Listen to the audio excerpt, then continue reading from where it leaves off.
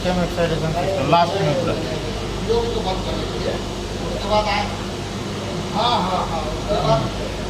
ठीक है, इसमें क्या करना है, एक चीज़ ध्यान देना है, सेट पैरामीटर टू फ्लैश।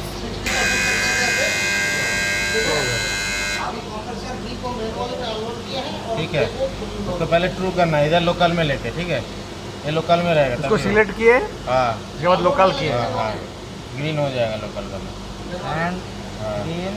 हाँ, उसके बाद इसको ओके किया, ये ट्रू हो गया। सेट पैरामीटर थोड़ा वेट करिएगा 4-5 सेकंड, फिर इसको फॉल्स कर देना मत भूलिएगा, रह जाएगा ना वो पैरामीटर सेव होता जाएगा, हैंग कर जाता है उसका चक्कर। अच्छा, तो फिर फॉल्स कर देना, मतलब परमानेंट सेव हो गया। ठीक है, बाहर आइए, सब सही चल रहा।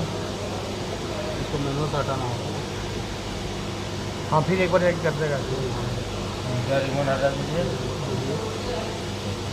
लगाई नहीं गलत हो गया, फिर हॉट उसका 0.9 सिलेक्ट करना है ना। इसको, अच्छा ये जब वाला भी ना? चलेगा 0.9 ही चलेगा। हाँ। बार बार आपको ज़्यादा करंट देता रहेगा ना, दिक्कत है ना।